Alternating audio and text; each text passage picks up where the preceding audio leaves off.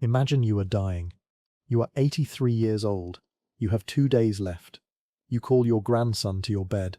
You tell him, "I need to tell you something before I go. Something true, something they erased." And then you tell him about a city with a name that has been rewritten 3 times in your own lifetime. A city whose history was declared a criminal subject by official government decree. A city whose oldest buildings were demolished in the 1930s and replaced with Soviet structures that the official records claimed had always been there.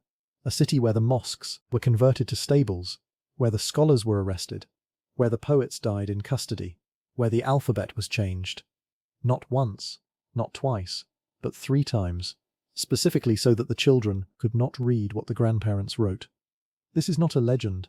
This is not a conspiracy theory. This is what happened to the Volga Tatars between 1552 and 1952, and the last people who fully remembered what existed before died carrying knowledge that no textbook was ever going to preserve. In 1552, Ivan the Terrible conquered the Khanate of Kazan. The Kazan Khanate was not a primitive tribal territory. It was a sophisticated Islamic state that had flourished since 1445. It had its own language, its own literature, its own legal system, its own architecture. It controlled the Volga trade routes. It had diplomatic relationships with the Ottoman Empire. When Ivan's armies took the city, they burned the central mosque, the Kul Sharif, which contemporary accounts describe as having 6 minarets and a library of tens of thousands of volumes. After the conquest, the Tatars were expelled from Kazan itself. The official decree, no Tatar could enter the Kremlin under penalty of death. For the next 2 centuries, the people who had built the city were not permitted inside it, but they survived. They maintained their language, their religion, their memory of what they had been, and that memory was precisely what the next phase of erasure targeted. The Russian Empire's approach to the Tatars across the 17th and 18th centuries alternated between forced conversion and calculated cultural suppression. Mosques were destroyed, schools were closed, children were taken for Christian education, but the Tatars adapted. They built new mosques outside the Kremlin walls. They established private schools. They maintained an extraordinary tradition of Islamic scholarship. In a Christian empire that preferred, they had no tradition at all. By the 19th century, the Volga Tatars had produced one of the most sophisticated Muslim intellectual communities in the Russian Empire. They had philosophers, historians, poets, a printing industry, a reform movement called Jadidism that was trying to modernize Islamic education while preserving Tatar identity. They were not a conquered remnant, they were a civilization that had survived conquest and refused to disappear. Then came the Soviet Union, and the Soviet Union had a tool that Ivan the Terrible had never thought to use. Not armies, not executions, not forced conversion. The alphabet. In 1927, the Soviet state ordered the Tatar language to abandon its Arabic script, the script in which all of Tatar literature, all of Tatar history, all of Tatar religious scholarship had been written for 1,000 years, and replace it with Latin characters. The official justification: modernization, literacy, progress. In a single administrative decision, every book ever written in Tatar became unreadable. To the next generation, every letter a grandfather had written, every deed to a piece of land, every manuscript in every library, gone, not burned, not destroyed, simply unreadable. The knowledge existed, but the key to it was taken. Then in 1938, 11 years later, the Soviet state changed the alphabet again. Latin out, Cyrillic in. Now the generation that had learned to read in Latin script could not read what the generation before them had written in Arabic, and the generation after them would not be able to read what they had written in Latin. 3 generations, 3 alphabets, 3 severed connections. A grandfather's letters became artifacts that his grandchildren held in their hands, but could not read. A CIA document from the Cold War period, declassified and publicly available, explicitly states the communists ordered the Tatar Provincial Committee to proceed to a scientific revision of the history of Tartaria, to liquidate serious shortcomings and mistakes of a nationalistic character committed by individual writers and historians in dealing with Tatar history. Scientific revision of history. That is what they called it. The man who tried to stop this was named Mirza Sultan Galiev. Sultan Galiev was a Bolshevik, a true believer in the revolution, but he was also a Tatar, and he believed, genuinely, passionately, that the revolution should mean liberation for Muslim peoples, not a new form of Russian domination. He proposed a Tatar-Bashkir republic that would have given the Muslim peoples of the Volga region genuine self-determination. He argued that Tatar culture, Tatar language, Tatar history deserved to survive the revolution. He was expelled from the Communist Party in 1923, arrested in 1928, arrested again in 1937, shot in 1940. While Sultan Galiev was being arrested, for the first time, another man was watching. His name was Galimdan Ibragimov, and his story is the one the history books almost never tell. Ibragimov was the greatest Tatar writer of his generation, a linguist, a historian, a novelist.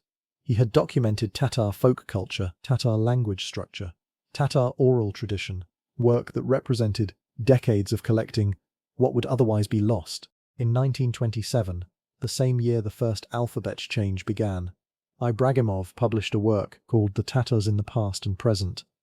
It was an attempt to preserve a complete record of Tatar civilization before the Soviet reorganization erased it. In 1937, he was arrested. He died in Soviet custody in February 1938, age 51. The cause of death listed, tuberculosis. The timing, the height of Stalin's Great Purge, the year after his arrest. His books were banned. His name was removed from the historical record. His work was confiscated. For 20 years, it was dangerous to mention his name. This is what the Soviet state did to Tatar civilization between 1917 and 1952. Not just buildings demolished, not just mosques converted. The people who remembered were arrested. The alphabets that carried memory were abolished. The histories that preserved identity were declared criminal. And the old people, the ones who had been born before the revolution, watched all of it happen, and mostly they said nothing, because saying something meant joining Ibragimov, meant joining Sultan Galiev, meant the same tuberculosis in the same Soviet custody. The Kul Sharif mosque was burned when Ivan took Kazan in 1552. It was not rebuilt until the year 2005. 453 years. During the Soviet period, the site where it had stood, within the Kremlin walls, was used for various purposes. The official Soviet histories of Kazan described its destruction in passive terms. It was simply gone, part of the historical record that had been reorganized. The Tatar language, by the end of the Soviet period, was spoken fluently by barely half the people who ethnically identified as Tatar. Russian had replaced it in offices, in schools, in most of daily life. The Islamic scholarship that the 19th century Tatars had produced, the libraries, the manuscripts, the theological tradition was scattered, confiscated, destroyed, or sitting in archives that no one was allowed to access. And the old man dying in 1952 in a small apartment in Kazan. He had been born in 1869. He remembered a city before the revolution, before the first alphabet change, before the second alphabet change, before the demolitions of the 1930s, before the purges. He remembered it the way it was, and he knew that when he died, that living memory died with him. Because here is what the 3 alphabet changes actually meant in human terms. He had letters from his father, written in Arabic script. He could read them, his son could not, had never been taught Arabic script, had grown up with Latin. Those letters were objects, not documents. His grandson could not read Latin, had grown up with Cyrillic. His father's letters were also objects. 3 generations, 3 different alphabets. The written connection between them severed at every link. The old man could read 1,000 years of Tatar scholarship. His great-grandchild could read nothing written before 1938, not because of fire, not because of war, because of a bureaucratic decision made in Moscow by people who understood exactly what they were doing. Today the Republic of Tatarstan is working to reverse what the Soviet period did. The Kul Sharif mosque stands again inside the Kazan Kremlin. The Tatar language is being taught in schools. Galimjan Ibragimov was officially rehabilitated, his name restored, his work republished. Sultan Galiev was rehabilitated in 1990, 50 years after he was shot. But rehabilitation does not restore what was lost in the living chain. The manuscripts that were confiscated in the 1930s are partially recovered, the oral traditions that survived only because old people whispered them in private are partially documented. The knowledge that existed only in the heads of the last generation that could read Arabic script, that knowledge is gone. The old man dying in 1952 was not a legend, he was a demographic fact. There were thousands of him, in Kazan, in Ufa, in the Tatar diaspora scattered across the Soviet Union.